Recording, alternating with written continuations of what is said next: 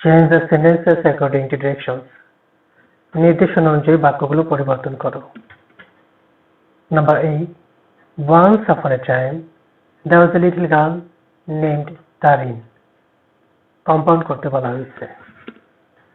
আমরা দেখিনি যে সেন্টেন্সটি কিসে দেওয়া রয়েছে। স্ট্রাকচারের দিক থেকে সেন্টেন্সগুলোকে তিন ভাগে ভাগ করা হয়: সিম্পল, কমপ্লেক্স এন্ড কম্পাউন্ড। এখানে কম্পাউন্ড করতে বলা হয়েছে, তার মানে এটি সিম্পল অথবা কমপ্লেক্সে রয়েছে। তো সিম্পলের ক্ষেত্রে একটি ফিনিট ভার্ব থাকবে, আর কমপ্লেক্স এবং কম্পাউন্ডের ক্ষেত্রে দুই বা ততোধিক ক্লোজ অর্থাৎ দুই বা ততোধিক ফিনিট ভার্ব থাকবে। তো এখানে আমরা দেখতে পাচ্ছি once upon a time there was a little girl named Tarin. এই পুরো সেন্টেন্সটিতে একটি মাত্র ফিনিট ভার্ব রয়েছে, সেটি হচ্ছে was, তার মানে সিম্পলে রয়েছে। এদিকে কম্পাউন্ড করতে বলা হয়েছে, তাহলে এখানে অবশ্যই আমাদেরকে দুটো ক্লোজ করতে হবে। একটি ক্লোজ দেওয়া রয়েছে এবং আরেকটি ক্লোজ আমাদেরকে তৈরি করতে হবে, এবং কম্পাউন্ডের কনজাংশন হিসেবে এখানে কোঅর্ডিনেটিভ কনজাংশন ব্যবহার করতে হবে। তো আমরা দেখে নিই এটা আনসারটা কি হবে। আমরা দেখতে পাচ্ছি যে once upon a time এই অংশটুকু আনচেঞ্জ রয়েছে, এটি অ্যাডভার্বিয়াল, এটি নিয়ে কোনো কাজ করতে হবে না। এবং আমাদের যে প্রিন্সিপাল ক্লোজ সিম্পল, কমপ্লেক্স এবং কম্পাউন্ডের ক্ষেত্রে প্রিন্সিপাল ক্লোজটা আনচেঞ্জ থাকবে। এখানে প্রিন্সিপাল ক্লোজটি গ্রিন কালার করে দেওয়া হয়েছে। there was a little girl, এটি সিম্পল এবং কম্পাউন্ডের ক্ষেত্রে আনচেঞ্জ রয়েছে। এবং আমরা দেখতে পাচ্ছি অন্য অংশটুকু নেইমড তারিন, এই অংশটুকু নিয়ে মূলত আমাদেরকে কাজ করতে হবে। যেহেতু কম্পাউন্ড করতে বলা হয়েছে, সেক্ষেত্রে আমাদের কম্পাউন্ডের কনজাংশন আমরা এখানে অ্যান্ড নিয়েছি, এবং আরো একটি ক্লোজ করার কারণে অবশ্যই আমাদেরকে আরো একটি ফিনিট ভার্ব নিতে হবে এবং প্রয়োজন অনুযায়ী তার একটি সাবজেক্ট নিতে হবে। তো নেমড তারিন এই অংশটুকু আমরা যদি আরেকটা ক্লোজ তৈরি করি, সেক্ষেত্রে আমরা হার নিয়েছি সাবজেক্ট হিসেবে, হার নেম। যেহেতু এখানে একটা মেয়ের কথা বলা হয়েছে, সেক্ষেত্রে এখানে পসেসিভ ফর্ম হার নেওয়া হয়েছে এবং নেমকে এখানে সাবজেক্ট করা হয়েছে। এবং অবশ্যই আমাদের একটা ফিনিট ভার্ব নিতে হবে, সেক্ষেত্রে নামটাকে বোঝানোর জন্য আমরা এখানে বি ভার্ব ব্যবহার করেছি, এবং বি ভার্বকে পাস্ট টেন্সে ব্যবহার করা হয়েছে। যেহেতু আগের ক্লোজটি অর্থাৎ প্রিন্সিপাল ক্লোজটি পাস্ট টেন্সে রয়েছে, তাই এখানেও পাস্ট টেন্স ব্যবহার করা হয়েছে, এবং পরবর্তী অংশ তারিন যা ছিল তাই রয়ে গেছে। তাহলে আমাদের সম্পূর্ণ অ্যান্সারটি দাঁড়ালো once upon a time there was a little girl and her name was Tarin.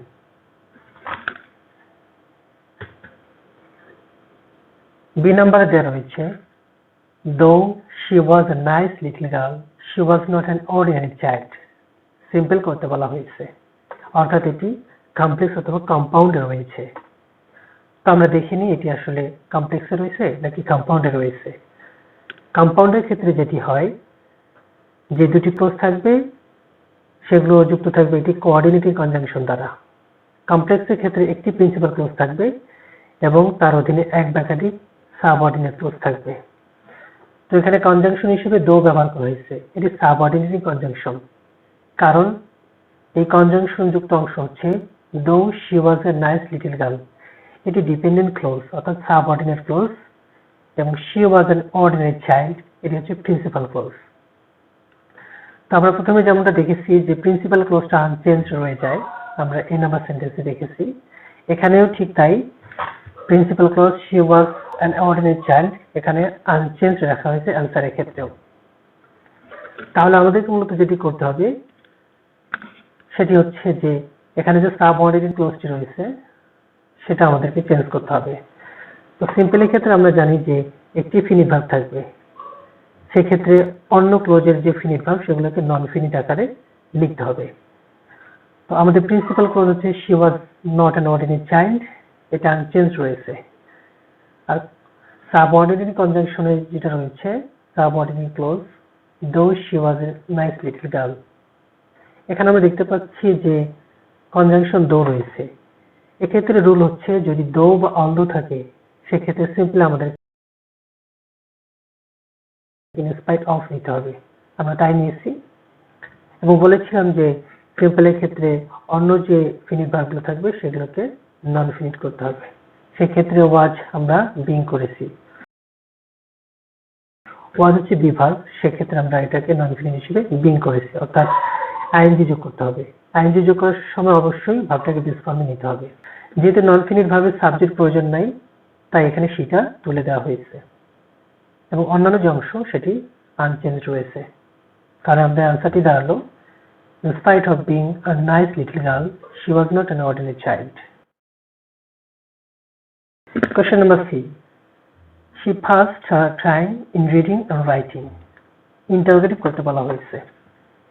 ইন্টারোগেটিভের ক্ষেত্রে আমরা জানি যে ট্রান্সফরমেশনে যদি সেন্টেন্সটি অ্যাফার্মেটিভে থাকে তাহলে ইন্টারোগেটিভ করতে হবে নেগেটিভ ফর্মে, আর যদি সেন্টেন্সটি নেগেটিভে দেওয়া থাকে তাহলে ইন্টারোগেটিভ করতে হবে অ্যাফার্মেটিভ ফর্মে। তো এখানে সেন্টেন্সটি অ্যাফার্মেটিভ ফর্মে দেওয়া রয়েছে, অর্থাৎ আমাদেরকে ইন্টারোগেটিভ করতে হবে নেগেটিভ ফর্মে। তো আমরা দেখে নিই কি করতে হবে। এখানে ভার্ব দেওয়া রয়েছে পাস্ট, অর্থাৎ সিম্পল পাস্টে রয়েছে। সিম্পল পাস্ট ইন্টারোগেটিভ করার জন্য আমরা জানি যে ডিড নিতে হবে। তো আমরা এখানে ডিড নিয়েছি, যেহেতু মূল সেন্টেন্সটি অ্যাফার্মেটিভ ফর্মে রয়েছে তাই এখানে আমরা নট নিয়েছি, অর্থাৎ ডিডেন্ট করেছি। আর ডিডেন্ট নেওয়ার সঙ্গে সঙ্গে আমাদের মূল যে ভার্বটি সেটা বেস ফর্মে চলে আসলো, অর্থাৎ পাস হয়ে গেল, এবং শেষে অবশ্যই কোশ্চেন মার্ক ব্যবহার করতে হবে। তাহলে আমাদের মূল আনসারটি দাঁড়ালো, didn't she pass her time in reading and writing? Question number D. Her fans like her very much. Negative করতে বলা হয়েছে। তো ট্রান্সফরমেশন রুল অনুযায়ী আমরা জানি যে অর্থগত দিকটা পরিবর্তন করা যাবে না, অর্থাৎ মূল অর্থ একই থাকবে, শুধু আমাদেরকে গঠনগত দিকটা পরিবর্তন করতে হবে। তো এই ক্ষেত্রে অনেক সময় যেটা হয় যে আমরা নট ব্যবহার করি এবং প্রযোজ্য যে ওয়ার্ডটি থাকে সেটা বিপরীত ওয়ার্ডটি আমরা ব্যবহার করি।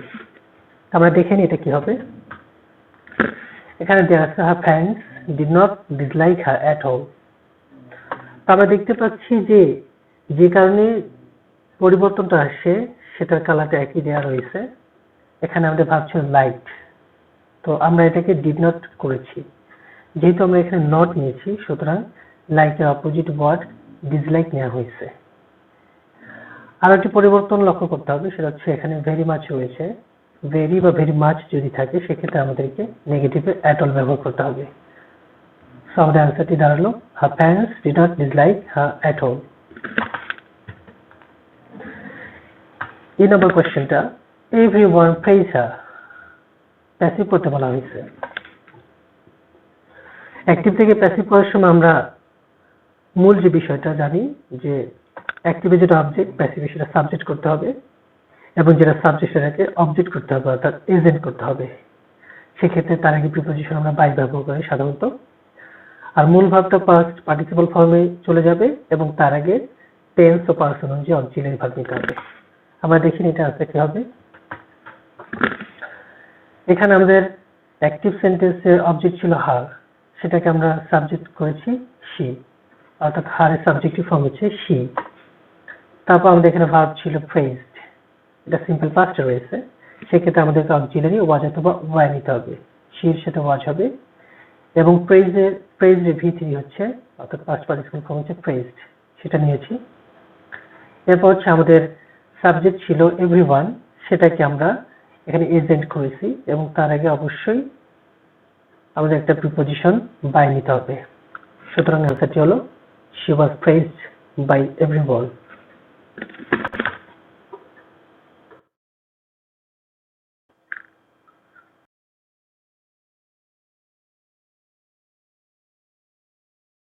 Question number 8.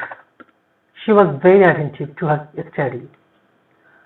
এখানে এক্সক্লেমেটরি করতে বলা হয়েছে। তো এক্সক্লেমেটরি করার সময় আমরা জানি যে অ্যাসার্টিভ থেকে যদি আমরা এক্সক্লেমেটরি করি সেক্ষেত্রে ভেরি বা গ্রেট থাকলে সেটা তুলে দিয়ে আমাদেরকে হাউ অথবা হোয়াট নিতে হয়। তো যদি ভেরি আগে এই থাকে তাহলে সেক্ষেত্রে আমাদেরকে হোয়াট নিতে হবে, আর যদি এই না থাকে সেক্ষেত্রে আমরা ভেরি পরিবর্তে হাউ নেব। তো আমরা দেখি আনসারটা কি হবে। এখানে শুধু ভেরি রয়েছে তাই ভেরি পরিবর্তে আমরা হাউ নিয়েছি এবং ভেরির পরে যে অংশটুকু সেটি এখানে বসেছে, তারপর সাবজেক্ট এবং ভার্ব শেষে বসেছে এবং বাকি যে অংশটুকু ইনফিনিটিভ যুক্ত সেটা আমরা শেষে লিখেছি। তাহলে এখানে ছিল she was very attentive to her study, আমরা এখানে এক্সক্লেমেটরি দাঁড়ালো how attentive she was to her study, এবং অবশ্যই শেষে এক্সক্লেমেশন সাইনটি দিতে হবে। Question number G, she also helped her mother in her free time, complex করতে বলা হয়েছে, তার মানে এটি সিম্পল অথবা কম্পাউন্ডে দেওয়া হয়েছে। আমরা জানি যে কমপ্লেক্স এবং কম্পাউন্ডের ক্ষেত্রে দুই বা ততোধিক ক্লোজ থাকবে, অর্থাৎ দুই বা ততোধিক ফিনিট ভার্ব থাকবে, এবং সিম্পলের ক্ষেত্রে একটি ফিনিট ভার্ব থাকবে। তো এখানে কমপ্লেক্স করতে বলা হয়েছে, আমরা দেখিনি এটি কিসে রয়েছে, সিম্পলে নাকি কম্পাউন্ডে।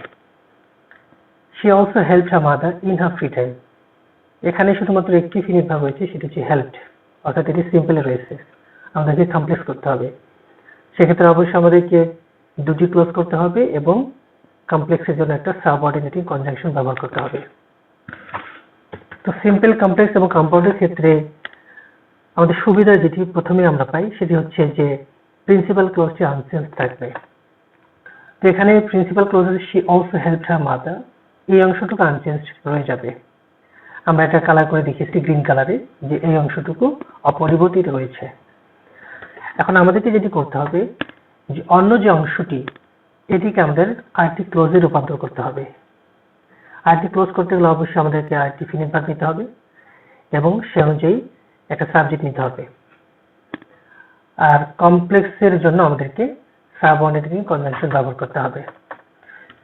ইন হার ফ্রি টাইম, এই অংশটুকুকে আমরা যদি কমপ্লেক্সে আরেকটি ক্লোজ করতে যাই সাবঅর্ডিনেটিং কনজাংশন যুক্ত করে, সেক্ষেত্রে আমরা যেহেতু সময়ের ব্যাপার বোঝাচ্ছে, she also helped her mother in her free time, এখানে বোঝাচ্ছে যে সে তার মাকে সাহায্য করত তার অবসর সময়ে। এখানে সময়ের কথা বলা হচ্ছে, সেজন্য আমরা সাবঅর্ডিনেটিং কনজাংশন হিসেবে when ব্যবহার করেছি। এখন আমাদের একটা সাবজেক্ট দরকার, তো এখানে সাবজেক্ট হচ্ছে she, সেক্ষেত্রে যেহেতু একই সাবজেক্ট তাই এখানে আমরা she নিয়েছি, এবং এরপর আমাদের একটি ফিনিট ভার্ব নিতে হবে।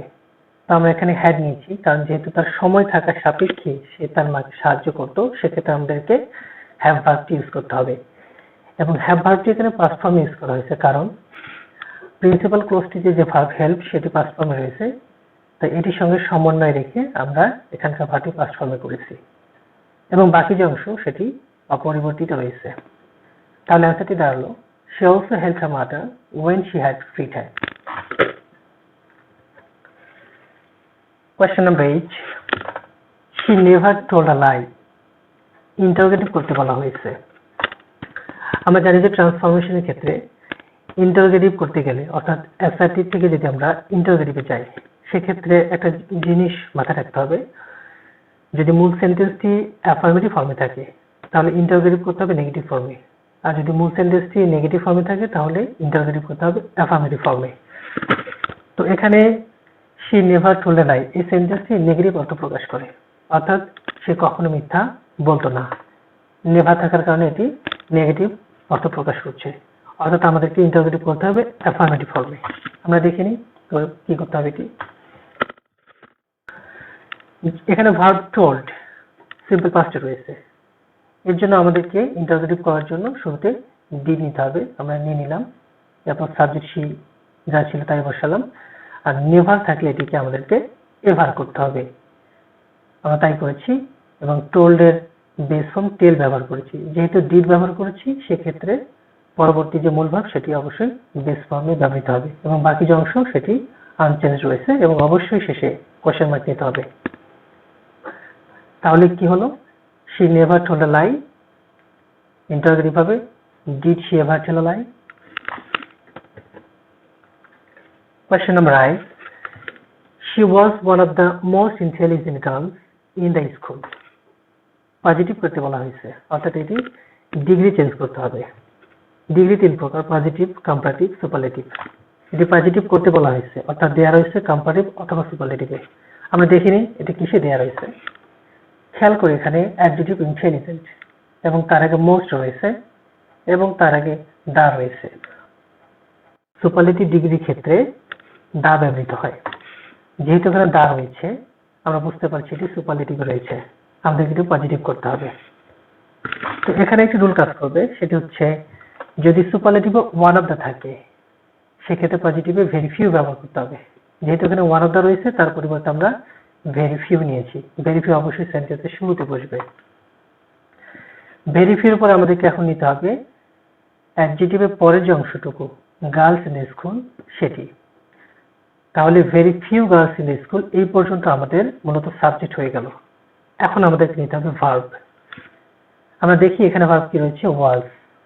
যদি ওয়াজ থাকে অথবা ওয়ার থাকে সেক্ষেত্রে আমাদেরকে ওয়াজ অথবা ওয়ারই ব্যবহার করতে হবে। তো এখানে শি এর ক্ষেত্রে ওয়াজ ব্যবহার করা হয়েছে, কিন্তু very few girls in school এখানে সাবজেক্ট ভেরি ফিউ গার্লস, এটি প্লুরাল, সেক্ষেত্রে আমাদেরকে ওয়ার ব্যবহার করতে হয়েছে। এ পর্যন্ত আমাদের সাবজেক্ট এবং ভার্ব আমরা পেয়ে গেলাম। পজিটিভের ক্ষেত্রে আমাদেরকে অ্যাজ নিতে হবে, তারপর হচ্ছে অ্যাডজেক্টিভটি পজিটিভ ফর্ম ব্যবহার করতে হবে। এখানে অ্যাডজেক্টিভ ইন্টেলিজেন্ট আমরা সেটা এখানে নিয়েছি, এবং এরপরে আরো একটি অ্যাজ নিতে হবে, অর্থাৎ অ্যাজ, তারপর হচ্ছে পজিটিভ, তারপর হচ্ছে আবার অ্যাজ নিতে হবে। এরপর হচ্ছে শুরুতে যে নমিনেটিভ পার্সন রয়েছিল অর্থাৎ ভার্বের আগের অংশটুকু এখানে বসবে, অর্থাৎ শি। তাহলে সুপারলেটিভে ছিল she was one of the most intelligent girls in school. Positive হলো very few girls in school were as intelligent as she. Question number J.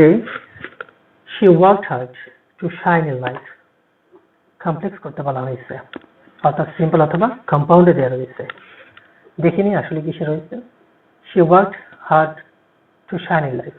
এখানে to shine, to plus verb, এটা হচ্ছে ইনফিনিটিভ, আর infinitive হচ্ছে নন finite verb. তাহলে finite verb কোনটি, worked. যেহেতু একটাই finite verb সুতরাং এটি সিম্পলে রয়েছে, আমাদেরকে করতে হবে কমপ্লেক্স। তো কমপ্লেক্সের ক্ষেত্রে আমাদেরকে অবশ্যই সাবঅর্ডিনেটিং কনজাংশন ব্যবহার করতে হবে এবং আর একটি ক্লোজ তৈরি করতে হবে। আগে যেমনটা বলেছিলাম যে প্রিন্সিপাল ক্লোজটি আমাদের আনচেঞ্জ থাকবে, তো এখানে প্রিন্সিপাল ক্লোজ হচ্ছে শি ওয়ার্কড হার্ড, এটি আমরা আনচেঞ্জ করে রাখলাম, অর্থাৎ যা ছিল তাই রয়ে গেল। এখন আমাদেরকে দেখতে হবে যে বাকি অংশ সেটিকে আমরা কিভাবে আরেকটা ক্লোজ তৈরি করব। তো এখানে ইনফিনিটিভ হয়েছে টু শাইন। আমরা সেন্টেন্সের মিনিংটা যদি দেখি, she worked hard to shine in life. She worked hard, সে কঠোর পরিশ্রম করত। উদ্দেশ্য বা কারণ কি ছিল, টু শাইন ইন লাইফ, জীবনের উন্নতি করা। তো উদ্দেশ্য বা কারণ যদি বোঝায় সেক্ষেত্রে কমপ্লেক্স আমাদেরকে সো দ্যাট ব্যবহার করতে হবে অথবা ইন অর্ডার দ্যাট। তো টু শাইন যেহেতু ইনফিনিটিভ অংশটি কারণ অথবা উদ্দেশ্য প্রকাশ করছে সেজন্য আমরা কমপ্লেক্সের সো দ্যাট নিলাম। এটি হলো আমাদের সাবঅর্ডিনেটিং কনজাংশন। এখন আমাদেরকে আইটি ক্লোজ করার জন্য সাবজেক্ট এবং আরো একটা ফিনিট ভার্ব নিতে হবে। সেক্ষেত্রে সাবজেক্ট আমরা শি নিলাম, অর্থাৎ একই সাবজেক্ট যেহেতু সেক্ষেত্রে আমরা সেটাই শি নিলাম, এবং এরপরে আমাদেরকে আরেকটা ফিনিট ভার্ব নিতে হবে। তো উদ্দেশ্য প্রকাশ করার জন্য আমরা সাবঅর্ডিনেটিং ক্লোজের যে ভার্ব ব্যবহার করব সেক্ষেত্রে আমরা মডাল হিসেবে ক্যান অথবা কুড ব্যবহার করব। যদি মূল সেন্টেন্সটি প্রেজেন্টে থাকে তাহলে ক্যান নিব, আর যদি পাস্টে থাকে তাহলে কুড নিব। এখানে ওয়ার্কড সিম্পল পাস্টে রয়েছে, সুতরাং আমাদেরকে কুড নিতে হবে, এবং কুডের পর অবশ্যই ভার্বের বেস ফর্ম হবে। এখানে যে নন ফিনিট ভার্বটা ছিল শাইন, সেটা এখানে ব্যবহার করেছি শাইন, বাকি অংশটুকু যা ছিল তাই। তাহলে আমাদের আনসারটি দাঁড়ালো she worked hard to shine in life. এটি কমপ্লেক্স হবে she worked hard so that she could shine in life.